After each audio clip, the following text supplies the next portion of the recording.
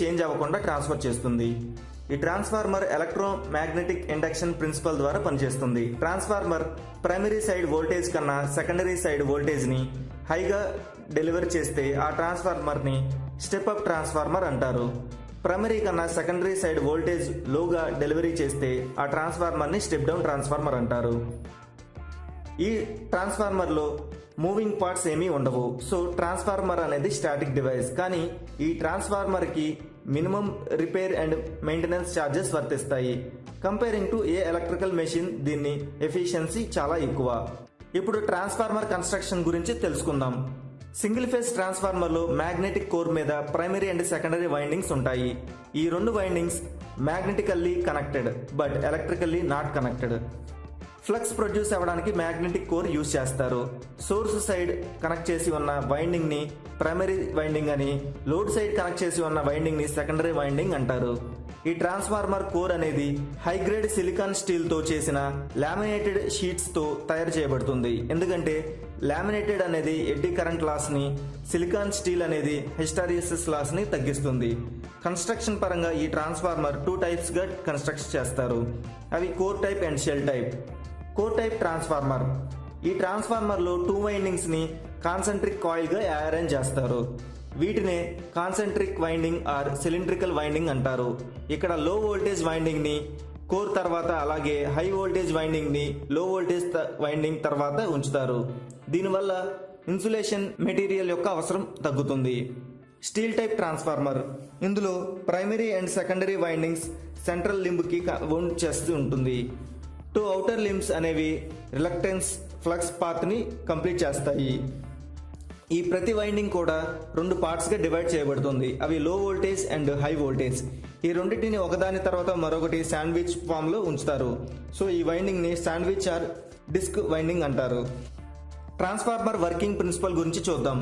Transformer కి 2 inductive coils ఉంటాయి. ఇవి ఎలక్ట్రికల్లీ సెపరేటెడ్ బట్ మ్యాగ్నెటికల్లీ లింక్ అయ్యి ఉంటాయి. ఈ 2 కాయిల్స్ మధ్య హై మ్యూచువల్ ఇండక్టెన్స్ ఉంటుంది. ఒక కాయిల్ ఏసీ సోర్స్ కి కనెక్ట్ చేస్తే లామినేటెడ్ కోర్ లో ఆల్టర్నేటింగ్ ఫ్లక్స్ స్టెప్ అప్ అవుతుంది. ఈ లామినేటెడ్ కోర్ అనదర్ కాయిల్ కి కనెక్ట్ అయ్యి ఉండడం వల్ల మ్యూచువల్లీ ఇండస్డ్ ఈఎంఎఫ్ ప్రొడ్యూస్ అవుతుంది. ఫారడేస్ లా ప్రకారం electromagnetic induction E = M × di/dt.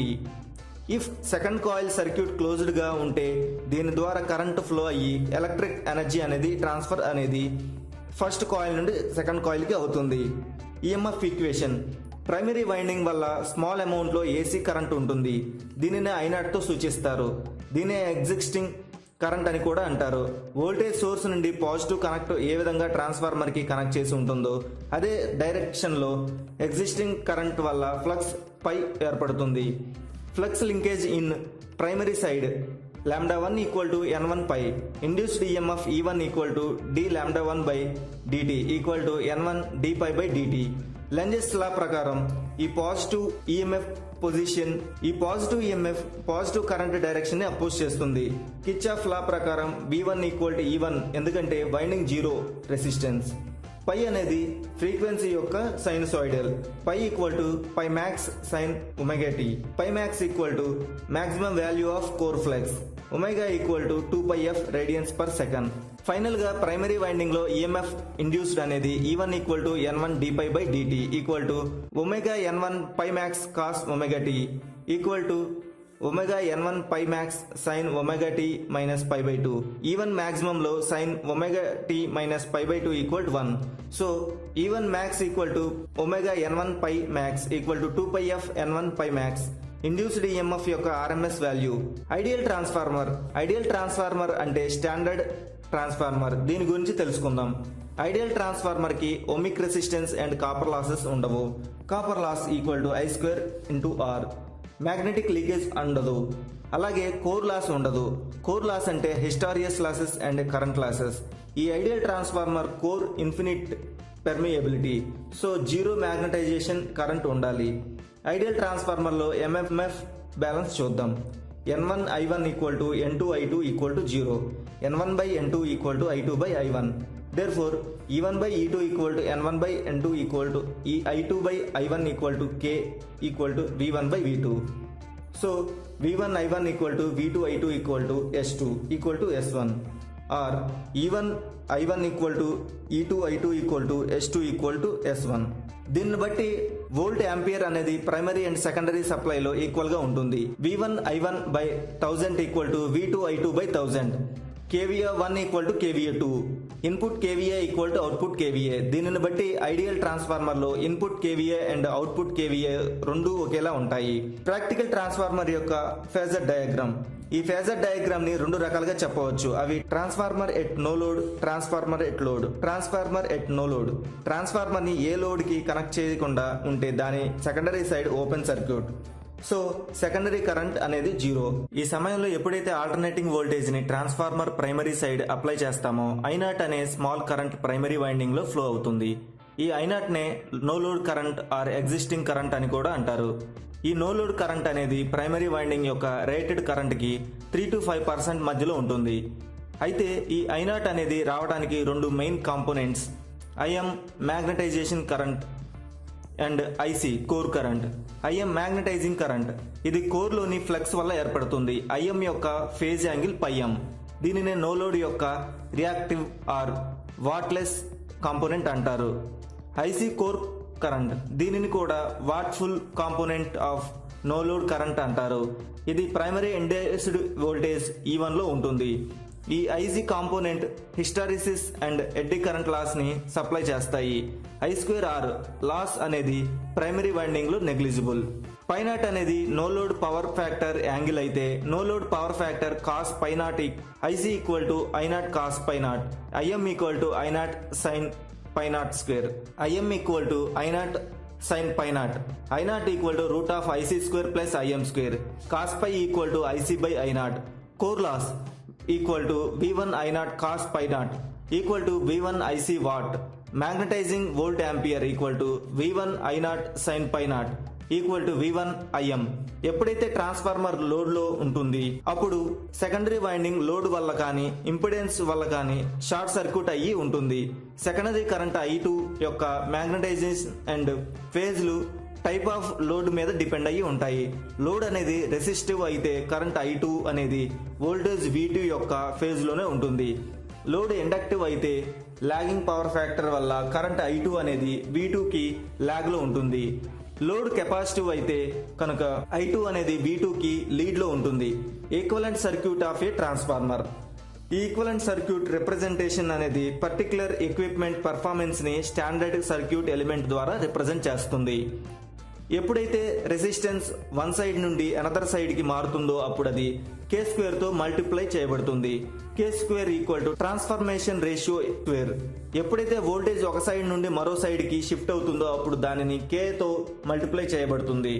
Value ఎప్పుడైతే ప్రైమరీకి రిఫర్ చేస్తారో K equal to N1 by N2. ఎప్పుడైతే వాల్యూ సెకండరీకి రిఫరెన్స్ చేస్తారో K equal to N2 by N1. Equivalent circuit refer to primary side. ఎప్పుడైతే అన్ని parameters primary side prefer చేస్తారో అప్పుడు secondary EMF ని primary side prefer చేస్తే E2 dash equal to KE2. Secondary terminal ని primary side prefer చేస్తే V2 dash equal to KV2. Secondary current ని primary side prefer చేస్తే I2 dash equal to I2 by K. Secondary resistance ని primary side prefer చేస్తే R2 dash equal to K² into R2. Secondary reactance ని primary side prefer చేస్తే X2 dash equal to K² X2. Equivalent circuit ని secondary side refer చేస్తే K1 dash equal to E1K. V1 dash equal to V1K. I1 dash equal to I1 by K. R1 dash equal to R1 K². X1 dash equal to X1 K². Voltage regulation of A transformer. Transformer secondary side లో load voltage ని rise చేయడాన్ని voltage regulation అంటారు. Voltage regulation equal to know load voltage minus full load voltage by full load voltage equal to V2 NL minus V2 FL by V2 FL into 100%. ఈ voltage regulation ని 3 types of calculations ఉన్నాయి. అవి voltage regulation at lagging power factor, voltage regulation at leading power factor, voltage regulation at unity power factor. Losses in transformer. Transformer లో core loss దీనినే iron loss అని, magnetic loss అని, constant loss అని అంటారు. Copper loss దీనినే ohmic loss, resistance loss, variable loss, అంటారు. Load loss దీనినే stray loss అని కూడా అంటారు. డైఎలక్ట్రిక్ లాస్ అని 4 రకాల లాసెస్ ఉన్నాయి. ముందుగా ఐరన్ లాస్, ఇది hysteresis and eddy current losses యొక్క మొత్తం. PI equal to PH plus PE. Eddy current loss PE equal to KEF square BM square. ఈ ఎడ్డీ కరెంట్ లాస్ అనేది square of applied voltage and independent ఫ్రీక్వెన్సీకి proportional గా ఉంటుంది. ఈ eddy current loss ని thin lamination ద్వారా reduce చేయవచ్చు.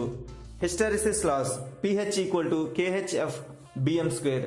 ఈ హిస్టరిసిస్ లాస్ అనేది అప్లైడ్ వోల్టేజ్ అండ్ ఫ్రీక్వెన్సీ మీద డిపెండ్ అయ్యి ఉంటుంది. Copper loss or I square R loss. Transformer copper loss equal to primary winding copper loss plus secondary winding copper loss. PC equal to I1 square RE1 plus I2 square RE2. Load loss ఇవి ఎక్కువగా leakage field వల్ల induce current ని increase చేయడం వల్ల వస్తుంది. Dielectric loss ఇవి ఎక్కువగా material కి ఇన్సులేషన్ చేయడం వల్ల ఏర్పడతాయి. But iron loss and copper loss అనేవి majority losses. Transformer efficiency equal to output power by input power equal to output power by output power plus losses. అంటే output power by output power plus copper loss plus iron loss. Load current I2 and power factor cos π2 వద్ద per unit efficiency equal to V2I2 cos π2 by V2I2 cos π2 plus I2 square RE2 plus PI. Therefore, efficiency equal to 1 minus loss by input power. Condition for maximum efficiency with constant power factor load equal to efficiency max equal to V2I2 cos π2 by V2I2 cos π2 plus 2 pi I. Current and kVA at maximum efficiency. Current at maximum efficiency equal to full load current into root of PI by PE. Efficiency max equal to kVA into power factor into x by kVA into power factor into x plus x square p plus pi. All day efficiency distribution transformer యొక్క performance ని appropriate గా represent చేయడానికి all day ఎఫిషియన్సీని use చేస్తారు. All day efficiency అంటే energy output to energy input taken by 24 hours period. All day efficiency equal to energy output over 24 hours by energy input over 24 hours equal to energy output over 24 hours by energy output over 24 hours plus losses over 24 hours. Transformer tests. Circuit యొక్క constant and efficiency and regulation ని తెలుసుకోవడానికి transformer tests అనేవి open circuit and closed circuit test ని use చేస్తారు. Open circuit test ఈ test ని rated voltage ని transformer లో వోల్టేజ్ సైడ్ ఇచ్చి హై వోల్టేజ్ సైడ్ ఓపెన్ గా ఉంటే ట్రాన్స్ఫార్మర్ లో చేస్తారు. Watt reading equal to iron or copper loss. Watt meter reading equal to iron or core loss. Volt meter reading equal to primary rated voltage V1. Ammeter reading equal to know load current I0. PI equal to V1 I0 cos π0. cos π0 equal to pi by vi I0. IC equal to I0 cos π0. IM equal to I0 sin π0. R0 equal to V1 by I0. X0 equal to V1 by IM. Short circuit test. ఈ test లో transformer HV side లో instruments connect చేసి ఉంచుతారు. Low side లో thick wire ద్వారా short circuit చేస్తారు. HV side voltage లో compare చేసుకుంటే 5 to 12% వోల్టేజ్ మాత్రమే షార్ట్ సర్క్యూట్ లో ఫ్లో అవుతుంది. Watt meter reading equal to full load copper loss of transformer. Volt meter reading equal to short circuit voltage. Ammeter reading equal to full load primary current. cos pi SC equal to power factor of short circuit. PEFL equal to V1 SC I1 SC cos pi SC and RE1 equal to PCF by I square ISC. V1 SC equal to V1 SC ZE SC. ZE1 equal to V1 SC by I1 SC. Therefore XE1 equal to root of ZE1 square minus RE1 square. Simplest test or back to back or regenerative test. Maximum temperature rise చేసుకోవడానికి back to back test use చేస్తారు. ఈ test కి కావాల్సిన materials 2 identical transformers. 2 transformers primary winding ని parallel గా connect చేసి rated voltage and rated frequency అందిస్తారు. Secondary winding ని సిరీస్ లో వాటి పొలారిటీస్ ని బేస్ చేసుకొని ఫేజ్ అపోజిషన్ లో కనెక్ట్ చేస్తారు. వీటిని వోల్ట్ మీటర్ V2 తో చెక్ చేస్తారు. పర్ యూనిట్ సిస్టమ్, ఏ క్వాంటిటీ అయినా దాని పర్ యూనిట్ వాల్యూని actual value in any units and the base or reference value in the same units కి సమానం. Base impedance ZB equal to VB by IB equal to VB square by VA of B. Per unit impedance ZPU equal to Z by ZB equal to Z of VA by VB whole square. ZPU equal to ZPU volt of SB new SB old, SB new by SB old, VB old by VB new whole square. Single phase transformer parallel operation జరగడానికి conditions ఏమిటో ఇప్పుడు చూద్దాం. అవి necessary conditions and desirable conditions. Necessary condition, transformer polarities same గా ఉండాలి. Transformer turn ratio equal గా ఉండాలి. Desirable conditions, transformer internal impedance and full load వద్ద వోల్టేజ్ ఈక్వల్ గా ఉండాలి. Both transformers winding resistance same గా ఉండాలి. దీనివల్ల రెండు ట్రాన్స్ఫార్మర్స్ సేమ్ పవర్ ఫ్యాక్టర్ తో ఆపరేట్ అవుతాయి. Auto transformer, single phase auto transformer అనేది వన్ వైండింగ్ ట్రాన్స్ఫార్మర్. ఈ వన్ వైండింగ్ ఏ హై వోల్టేజ్ సైడ్ కి కామన్ గా ఉంటుంది. ఈ వన్ వైండింగ్ హై అండ్ లో వోల్టేజ్ సైడ్స్ కి కామన్ గా ఉంటుంది. ఈ ఆటో ట్రాన్స్ఫార్మర్ లో రెండు రకాలైన వోల్టేజ్ రేషియోస్ ఉన్నాయి. అవి circuit voltage ratio and winding voltage ratio.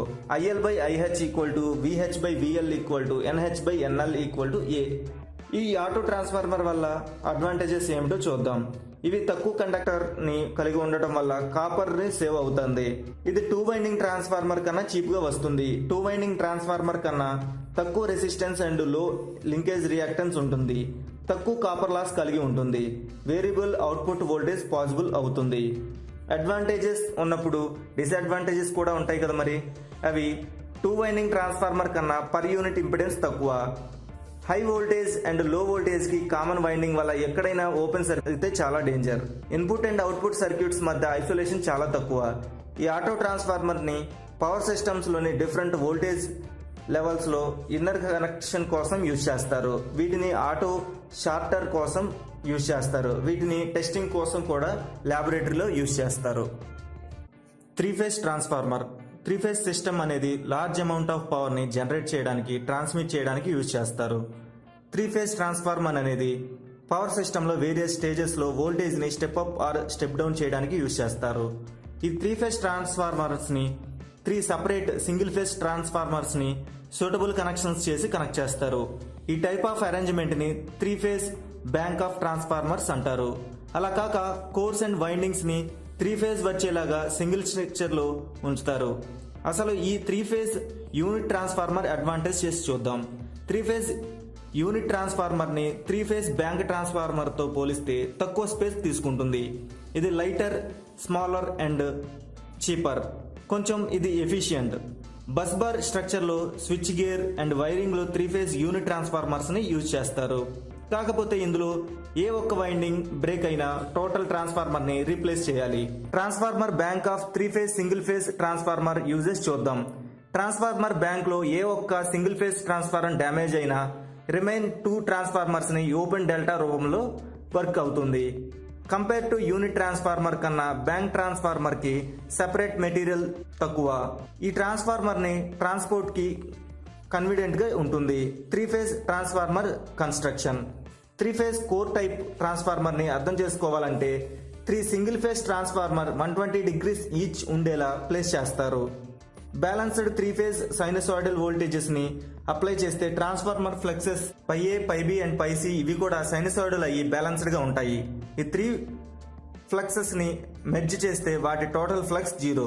General గా సేమ్ ప్లేన్ లో త్రీ లిమ్స్ ఉండేలా చూస్తారు. ఈ ఈచ్ లెగ్ అనేది లో అండ్ హై వోల్టేజెస్ ని వైండింగ్ క్యారీ చేస్తుంది. కాకపోతే లో వోల్టేజ్ వైండింగ్ ఇన్సులేషన్ అనేది హై వోల్టేజ్ వైండింగ్ ఇన్సులేషన్ కన్నా కొద్దిగా కష్టం.